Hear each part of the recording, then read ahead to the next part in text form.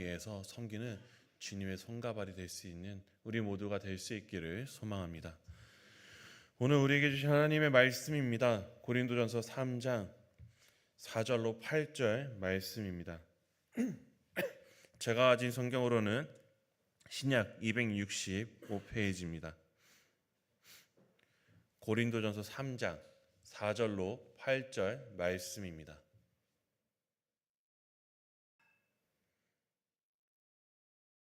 다 찾으셨으면 저 한 절, 여기 계신 분들 한 절 돌아가면서 교독하도록 하겠습니다. 어떤 이는 말하되 나는 바울에게라 하고 다른 이는 나는 아볼로에게라 하니 너희가 육의 사람이 아니리요.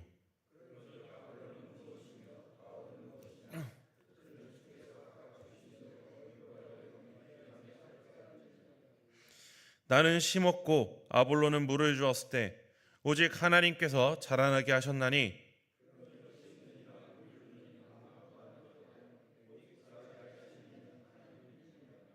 다 함께 읽겠습니다. 심는 이와 물 주는 이는 한 가지이나 각각 자기가 일한 대로 자기의 상을 받으리라.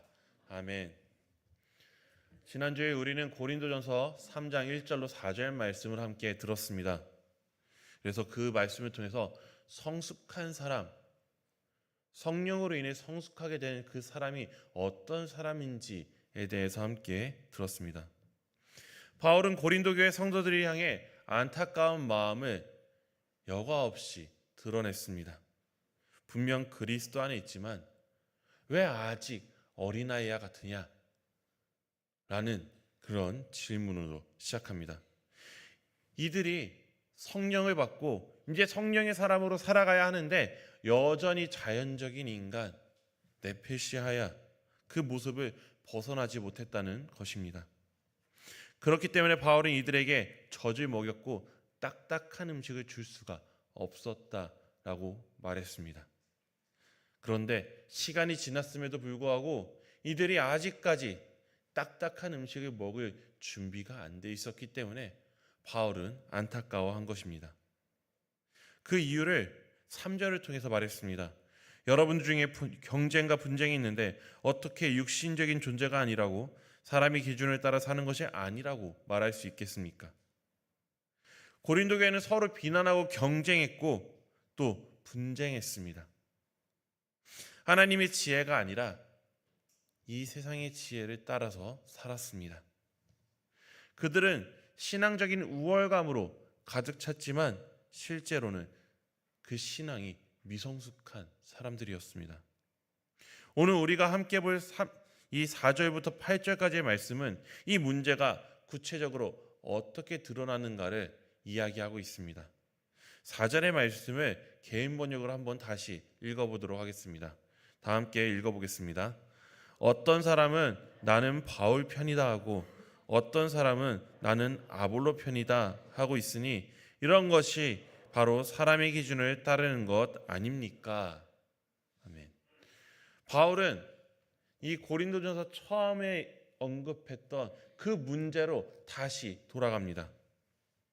이전 저 아볼로파, 바울파 이 두 부류의 사람들이 어떤 사람들이었는지 이전에 들었던 그 기억들을 꺼내와 보도록 하겠습니다. 저들이 내세우는 이 바울과 아볼로 이 두 사람에게 과연 어떤 문제가 있었습니까?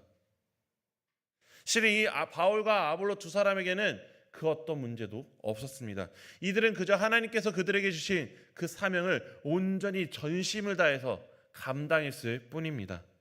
문제는 이 정말 순결한 지도자들을 컨텐츠 삼아서 소비했던 이 고린도 교회 교인들의 태도였습니다.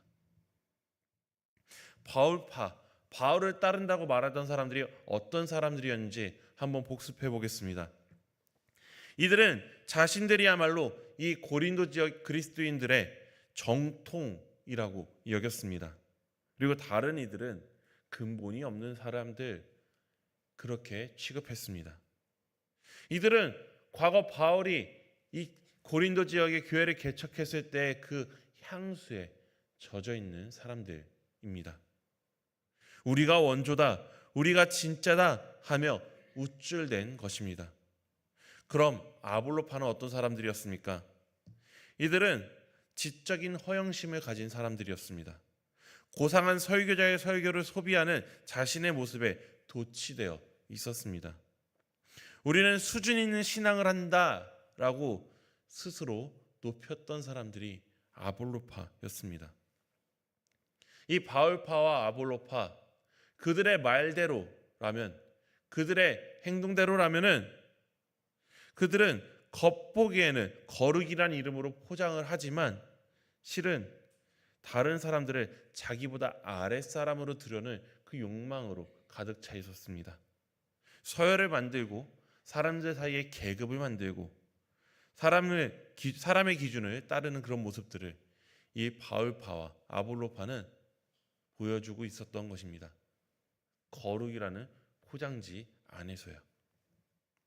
그렇기 때문에 바울은 이 고린도 교회 사람들한테 묻습니다. 5절 말씀을 한번 제가 읽어보도록 하겠습니다. 앞에 있는 글을 보시면 될 것 같습니다.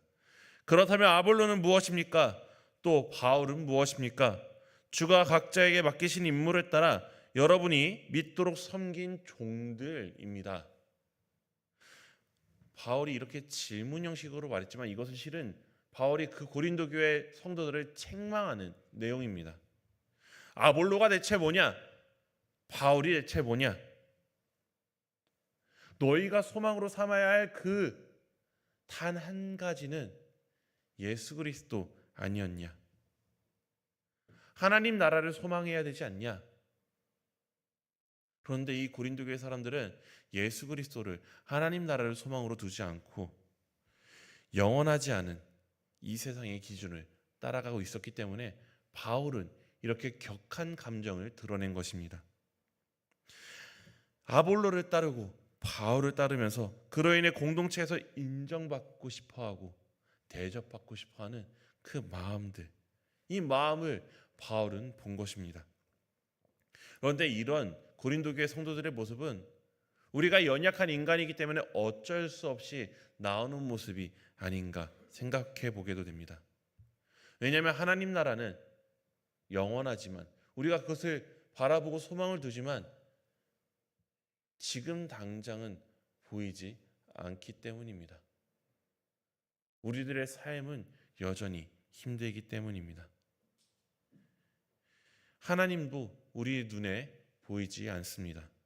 예수님도 다시 오신다고 하셨지만 지금 당장 우리들 곁에 예수님이 함께 하신다라고 하지만 눈에 보이진 않습니다.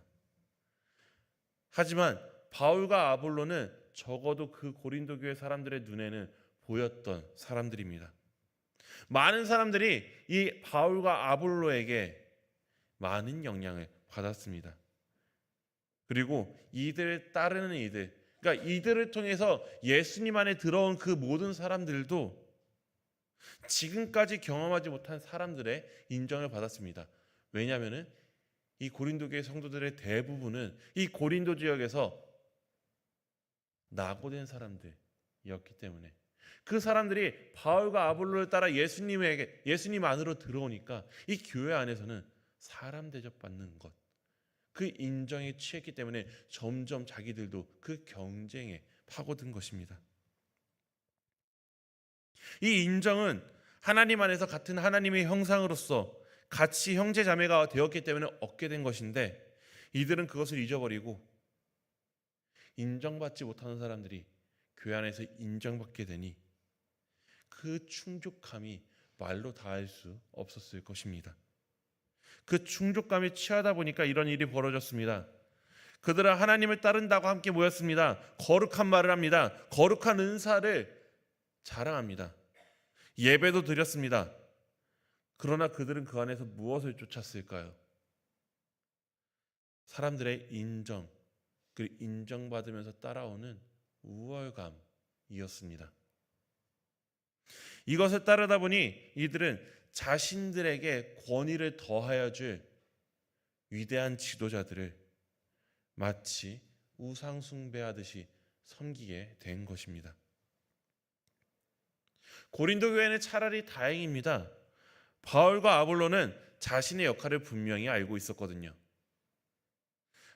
아볼로가 무엇이냐, 바울이 무엇이냐라는 질문에, 이 바울의 분노 섞인 질문에서 나오듯이 이 바울과 아볼로는 자신들의 이름이 하나님의 교회를 갈라놓을 만큼, 사람들이 자신들의 이름 때문에 우월감을 가질 만큼 무게 있는 것이 아님을 분명히 알고 밝혔습니다. 이렇게 바울과 아볼로가 자기의 그 역할을 분명히 알았음에도 불구하고 고린도 교회에는 이런 문제가 터진 것입니다. 그런데 우리 기독교 역사를 보면 어떻습니까?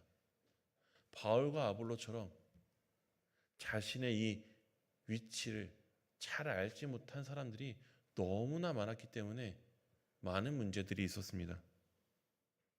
중세시대 교황은 하나님의 대리자와 같았습니다.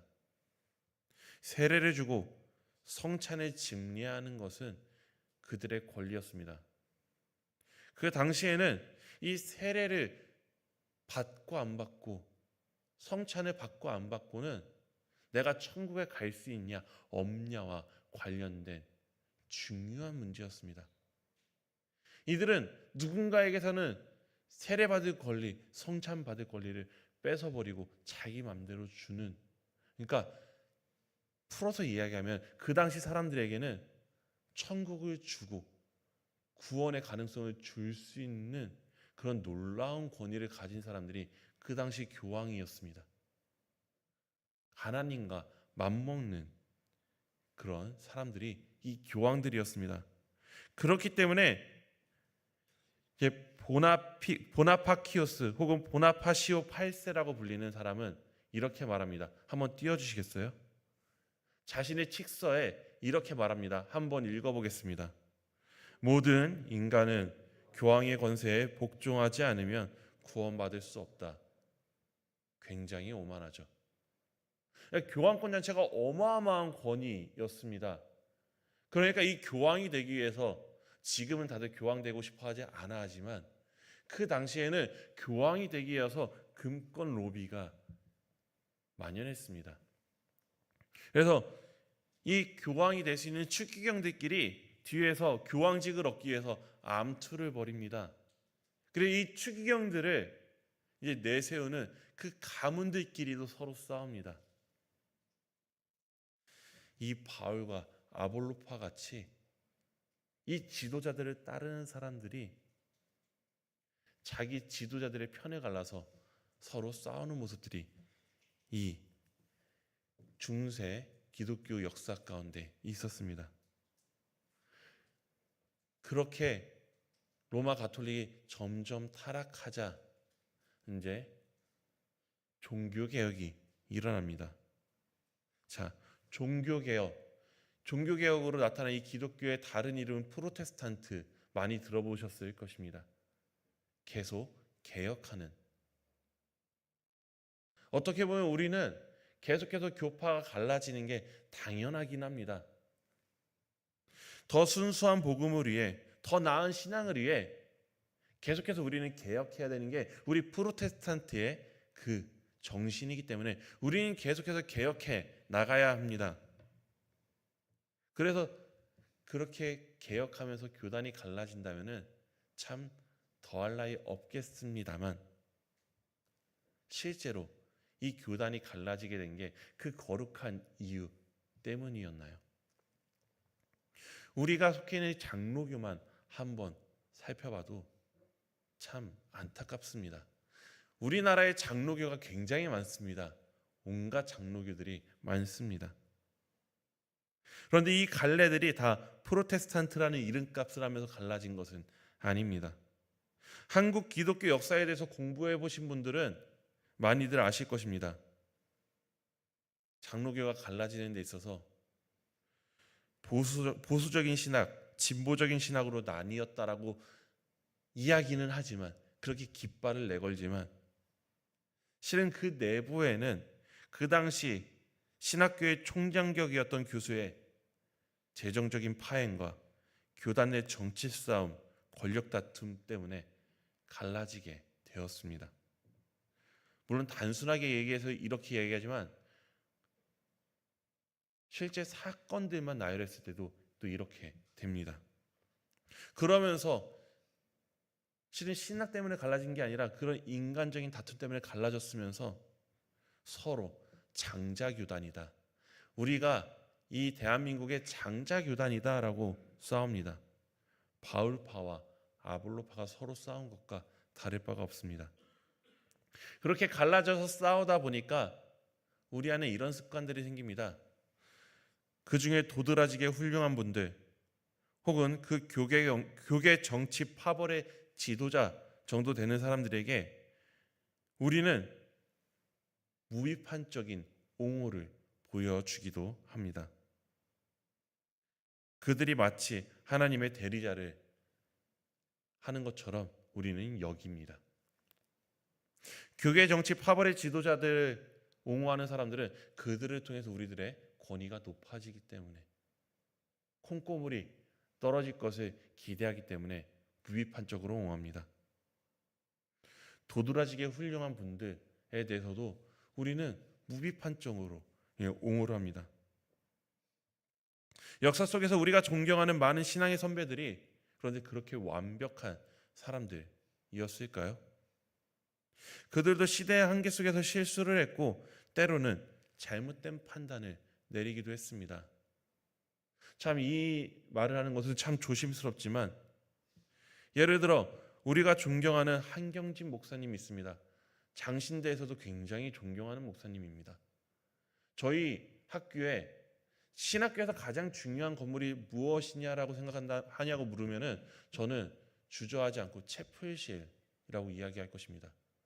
근데 그 채플실의 이름이 한경직 기념 예배당입니다. 그 정도로 참 존경할 만한 분입니다. 하지만 그분도 시대적인 한계 속에서 특히 제주 4.3 사건에 대해서 우리가 보기에는 참 아쉬운 그런 모습들을 보여준 것도 사실입니다. 이것을 말하는 이유는 이 목사님을 비난하려는 것은 아닙니다. 그분의 업적을 폄훼하라는 것도 아닙니다. 다만 우리가 기억해야 할 것은 우리가 존경하는 어떤 지도자도 하나님이 아니라는 것입니다. 완벽하지 않다는 것입니다. 그런데 그 당시 사람들은 아니 지금까지도 공은 공이고 관은 관인데 그 과조차도 일방적으로 옹호하려는 모습을 보여줍니다. 그 사람을 존경하는 것을 넘어서서 우상화했기 때문입니다. 예전에도 제가 한번 이 일부 예배 때 언급했었죠. 우리나라 사람들이 외부 찬양 인도자들이 오면요 진짜 많이들 모입니다. 근데 그 많이 모이는데 제 안에 불편한 마음이 들었습니다. 함께 하나님을 찬양하고자 해서 모였는데 시간이 지나면서 그 회중들이 하나님이 아니라 그 찬양팀을 경배하는 듯한 모습을 보았기 때문입니다. 그렇기 때문에 저도 이제 굉장히 좋아하던 찬양 인도자가 있었습니다. 제가 군대 때 휴가를 내면서까지 그 집회에 참여할 정도로 너무나도 좋아하던 외국 그 흑인 찬양 인도자 목사님이 계십니다. 그분도 이런 한국의 그런 느낌을 이런 분위기를 경험했는지 계속해서 예배를 멈췄었다고요. 그리고 제스처로 나 말고 하나님 찬양하라고 계속해서 끊었었다고요. 우리는 정말 이런 대단한 사람들, 위대한 사람들을 바라보면서 하나님을 대리하는 것처럼 하나님의 대리자처럼 여길 때가 분명히 있습니다. 이게 이렇게 위대한 사람들에게도 일어나지만 또 참 안 좋은 사람들에게도 분명히 일어나기도 합니다. 그 사람을 존경하고 그 사람을 따르는 것을 넘어서 우상화되는 사건들이 최근 몇 년간에도 많이 일어나지 않았습니까? 대형교회 세습 문제도 자주 이야기를 꺼내지만 비슷합니다. 물론 과거에 그분이 훌륭하게 그 교회에서 사역을 하셨습니다. 하지만 세습은 분명히 잘못된 행동이고 후배 목회자들에게 굉장히 큰 타격을, 이 기독교에 대한 도덕적인 흠결을 낸 그런 사건입니다. 그럼에도 불구하고 그 교회 성도들은 하나님 나라보다 그분에 대한 존경이 더 커 보입니다. 그 목사님의 뜻이 하나님의 뜻인 것 마냥 세습을 반대하는 신학교나 다른 목사님들을 여러 가지 트집을 잡아 공격합니다. 이 공격이요, 단순히 여론전으로 끝나지 않습니다. 제가 실제로 본 사례에 따르면은 그렇게 세습을 반대하는 신학생들을 뒷조사를 해서 집까지 찾아와서 협박을 하는 장로님들까지 있었습니다. 이것 자칫 엇나가면은 이단이 될 수밖에 없는 그런 구조입니다. 그렇기 때문에 우리는 분명히 기억해야 합니다. 지도자의 뜻이, 지도자의 말이 100% 하나님의 말이 될 수가 없습니다. 우리는 하나님의 대리자가 아닙니다. 전 목사님도 그렇기 때문에 이렇게 말씀하시지 않습니까? 2주 전에 구약장 공부 시간에 이렇게 말씀하셨습니다. 이 강단에서 대표기도 하는 사람들이 전 목사님을 통해서 나오는 하나님의 말씀 이런 말 안 했으면 좋겠다고, 그냥 나는 설교하는 거라고 이야기를 하시더라고요. 전 목사님께서 이 말씀하신 취지가 그거 아닌가 싶습니다. 자신이 이 강단에서 선포하는 이 말이 하나님의 그 말씀과 동급이 아니라고 이야기하는 그런 태도가 아닐까요? 물론 저는 약간 다른 입장이긴 합니다. 저는 분명히 이 자리에서 하는 게 말씀 선포라고는 생각을 합니다. 그래야 저도 말씀을 선포하면서 저도 그 말씀을 듣고 다시 제 마음을 바로잡으니까요. 동시에 분명히 인정합니다. 이 말은 하나님의 말씀을 선포하는 것이면서도 사람이 전하는 말이라는 것을 분명히 인지합니다. 그렇기 때문에 이것은 절대적으로 보아서도 안 된다라고 말합니다. 그래서 제가 청년부를 담당할 때 항상 이렇게 말했습니다. 내가 하는 설교 항상 의심해라, 질문해라. 그리고 그렇게 물고 뜯으면서 고민하고 답을 찾아가면은 하나님께서 그 안에서도 그렇게 질문하는 사람에게 메시지를 주신다라고 항상 이야기했습니다.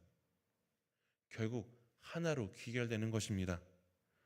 어떤 사역자의 말도 100% 하나님의 뜻이 될 수 없습니다. 그 어떤 고귀해 보이는 사람의 행동도 100% 하나님의 뜻이 될 수 없습니다. 그렇기 때문에 우리 기독교가 가톨릭처럼 성자를 인정하지 않는 것 아닙니까? 오직 거룩하신 분은 하나님 한 분, 예수 그리스도 한 분밖에 없기 때문에요. 바울도 이것을 말하기 위해서 자기 자신을 이렇게 표현합니다. 우리가 읽은 이 성경의 5절 말씀에서 바울은 자신을 뭐라고 표현하고 있습니까? 하나님의 사역자. 이것을 아까 전에 제가 이 개인 번역을 갖고 온 것을 다시 한번 읽어보도록 하겠습니다. 이 사역자를 어떻게 번역했습니까? 여러분이 믿도록 섬긴 종이라고요. 우리나라 번역으로는 뭔가 거룩하고 있어 보이는 단어를 썼지만 실제로는 종이라는 단어를 썼습니다. 정확하게 어떤 종인지 한번 맞춰보실 수 있는 분이 있을까요? 센스 있는 분이라면 주보를 보셨을 텐데, 주보에 이 종을, 이 오늘 설교 제목이 식탁에서 섬기는 종. 그러니까 이 성경에서 쓴 단어가 사역자가 아니라 식탁에서 섬기는 종이라는 단어를 씁니다. 이 종이 무엇입니까? 자기의 의사결정을 내릴 수 없는 사람입니다. 주인의 명령을 따르는 이가 종입니다. 그저 주인이 시킨 것을 충실하게 하면 되는 게 바로 종입니다. 그래서 바울은 말합니다. 6절 7절입니다. 나는 심었습니다. 아볼로는 물을 주었습니다. 그러나 하나님이 자라게 하셨습니다. 따라서 심는 사람도 물을 주는 사람도 아무것도 아닙니다. 자라게 하시는 하나님만 중요합니다. 바울은 스스로 이렇게 얘기한 것입니다. 그저 나는 하나님이 시키는 일만 감당하면 되는 종이다. 나는 너희가 파벌을 나눌 만큼 대단한 사람이 아니다. 그저 하나님이 심는 일만 열심히 한 거고 아볼로는 물을 주는 일만 열심히 한 것뿐이다 라고 바울은 말한 것입니다. 그리고 그 이상을 바라지도 않고 그 이상의 대우를 바라지 않는 것이 바로 그리스도의 종입니다. 그런 의미에서 저는 세례 요한의 이 고백을 너무나 좋아합니다. 광야에 외치는 소리 들어보셨겠죠? 실은 저도 이 광야에 외치는 소리라는 이 고백을 저의 삶의 자세로 삼고 있습니다. 이 세례 요한이라는 사람도 자신을 높이고 세력화해서 파벌을 형성할 수 있을 만큼 영향력 있던 대단한 사역자입니다. 그런데 그는 그렇게 파벌을 나누고 자기 세력을 만들지 않았습니다. 광야에 외치는 소리라고 합니다. 이 소리라는 것에 좀 더 집중을 해봤으면 좋겠습니다. 소리, 이것은 어떤 단어입니까? 이 소리는 공기라는 매질을 통해서 전파되는 진동입니다. 이 파동 자체에는 의지가 있나요? 없나요? 의지가 없습니다. 소리를 내는 주체가 의미를 담아서 말을 하면 그 파동을 옮길 뿐인 게 바로 이 소리 아닙니까? 하나님께 말하면은 그저 그것을 심부름꾼처럼 옮기는 것이 소리. 그러니까 광야에 외치는 소리가 그런 의미가 아닌가 생각해 보게 됩니다. 이것은 어떤 사역자들도 마찬가지입니다. 성경 속 어떤 인물들도 마찬가지입니다.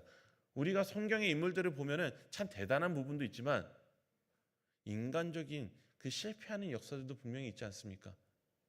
우리가 그들 가운데서 집중해 보아야 할 것은 이들의 대단하다가 아니라 하나님께서 이들에게 어떻게 역사하셨는지를 봐야 되는 거 아니겠습니까? 성경 속에 그런 어떤 인물들도 예수님의 제자들도 사도들도 종교개혁자들도 한국교회의 기라성 같은 목사님들, 특히 아까 말한 그런 한경진 목사님 같은 분들도 전 목사님도 그리고 저도 물론 저를 그렇게 보시진 않겠지만 그저 종들일 뿐입니다. 그저 주어진 일을 하다가 하나님의 부르심을 받아야 하는 하나님의 종, 그 이상도 이하도 아니어야 합니다.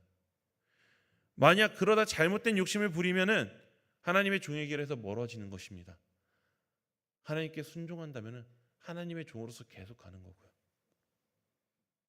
언제든 우리는 실수할 수 있는 사람임을 사역자들 스스로도 그리고 사역자를 대하는 많은 사람들도 알아야 합니다. 그저 사람이라는 것을요. 그래야 사역자들도 여러분들도 같이 살아날 수 있는 것입니다. 그렇기 때문에 제가 총각 시절에 항상 말했던 것이 있습니다. 제가 결혼하기 전에 많은 분들이 이렇게 이야기하더라고요. 사모의 비전을 받은 사람을 얼른 만나야죠. 전 그럴 때마다 전 그런 사람 안 만날 겁니다 라고 말했습니다. 사모의 비전도 거룩해 보이죠. 하지만 다른 각도로 보면 위험한 부분도 굉장히 많습니다.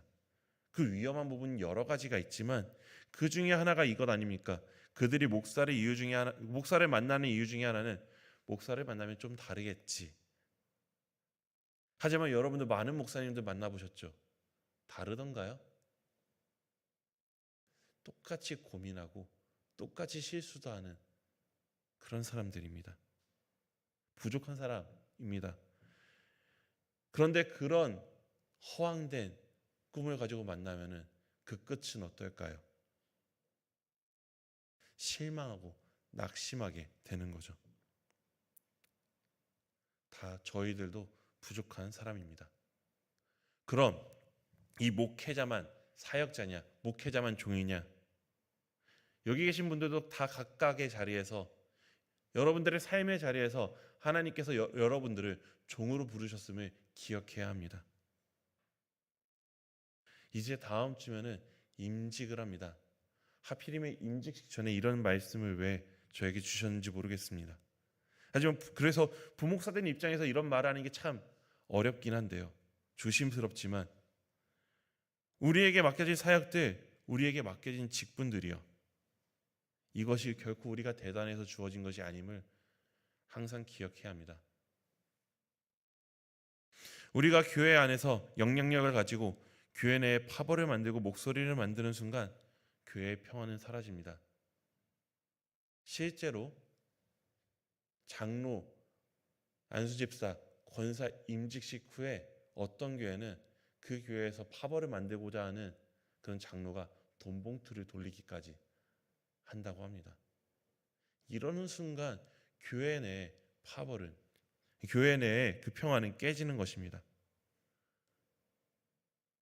우리가 이 자리에, 우리가 이 사회 가운데 섬기는 자들로 하나님께서 부르셨습니다. 우리가 그 섬기는 종으로서의 역할을 잊어버린다면 교회도 사회도 그 평강은 잃어버릴 것입니다.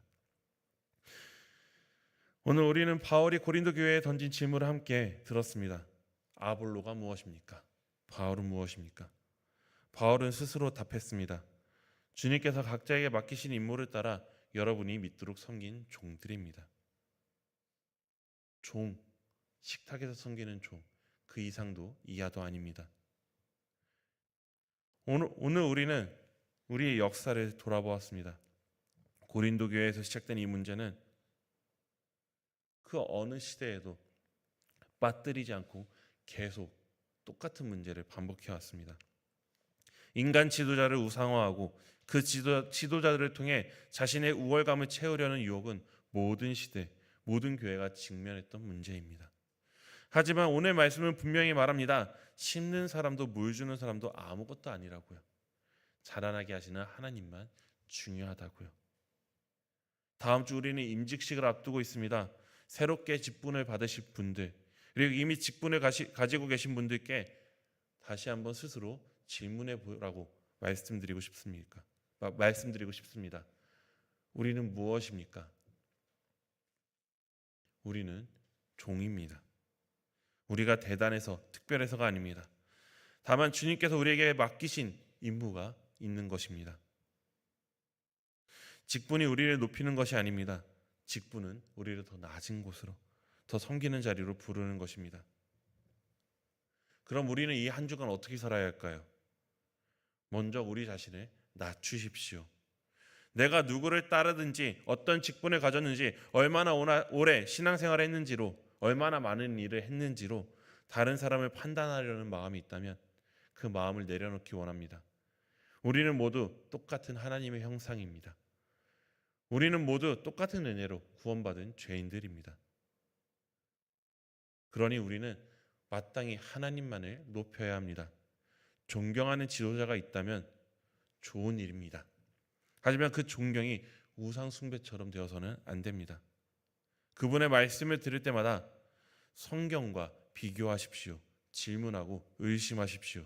그리고 하나님의 음성을 분별하십시오.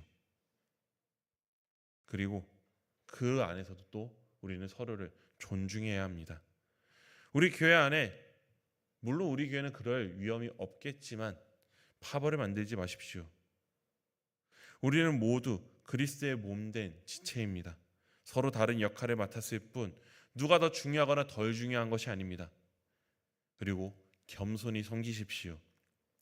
우리 각자에게 맡겨진 자리가 있습니다. 가정, 직장, 교회, 사회에서 충성되이 섬기십시오. 그것이 식탁에서 섬기는 종의 모습입니다. 우리가 이렇게 살아갈 때 어떤 일이 일어날까요? 바로 우리가 있는 그 자리마다 평화가 임합니다. 서로 비교하고 경쟁하던 분쟁이 사라질 것입니다. 서열과 계급이 무너집니다. 하나님의 사랑이 흘러갈 것입니다. 그리고 교회 안에서 그렇게 섬긴다면 교회는 자라날 것입니다. 우리가 심고 물을 주지만 자라게 하시는 분은 하나님이십니다. 우리가 낮아지면 낮아질수록 하나님은 높아지시고 교회는 더욱 건강하게 자라날 것입니다. 그리고 하나님은 분명히 우리를 기억하십니다. 8절 말씀을 제가 한번 읽어보겠습니다. 심는 이와 물 주는 이는 한 가지이나 각각 자기가 일한 대로 자기의 상을 받으리라. 우리가 그렇게 섬기면 묵묵히 그 자리에서 최선을 다해 섬기기만 하면 그 수고를 하나님께서 보고 계신다라고 약속하고 있지 않습니까? 우리가 인정받지 못한 채 감당하는 그 헌신을 하나님께서는 기억하고 계십니다. 심는 사람이나 물 주는 사람이나 하나님 안에서는 똑같이 귀합니다. 그리고 하나님은 각자가 일한 대로 상을 주실 것입니다. 그러니 서로 비교하지 말고 그저 충성되이 맡은 자리에서 열심히 섬길 수 있기 원합니다. 그럴 때 우리의 세상도 변화될 것입니다. 이 세상은 비교하고 경쟁하라고 말합니다. 남을 밟고 올라서야 하지만 그것이 승자라고 말합니다. 하지만 우리가 식탁에서 섬기는 종의 모습으로 이 세상 가운데 살아간다면요, 세상은 묻게 될 것입니다. 처음에는 비웃겠죠. 저 사람도 호구들 아니야? 하지만 어느 순간 이렇게 질문이 바뀔 것입니다. 저 사람들은 왜 저렇게 다를까? 그리고 그 질문을 통해서 복음이 전해질 것입니다. 여기 있는 모든 신뢰의 가족분들에게 오늘의 이 말씀이 도전이 될 수 있기를 소망합니다. 이 다음 주 임직식 때 또 서약의 시간을 가지겠죠. 그 서약은 임직을 받는 분들만의 서약이 아닙니다. 우리 모두의 서약입니다. 우리는 식탁에서 섬기는 종입니다. 이것을 기억하면서 이번 한 주간에 살아낼 수 있는 우리 모두가 될 수 있기를 소망합니다. 기도하겠습니다. 사랑과 은혜가 충만하신 하나님 아버지, 우리는 종입니다. 그 이상의 대우를 받을 생각을 하지 않게 하시고 그저 맡겨진 일에 최선을 다할 수 있게 우리를 도와주시옵소서. 아버지, 다음 주 임직식이 있습니다. 아버지, 우리가 그 임직식에 참여하면서 임직 받는 분들도 또 임직식에 참여해서 함께 그 말씀을 듣는 모두가 우리는 하나님의 종이었지를 다시 한번 되새기며 우리의 마음을 다시금 겸손하게 되돌리는 우리 신림교회가 될 수 있도록 도와주시옵소서. 이 모든 말씀 살아계신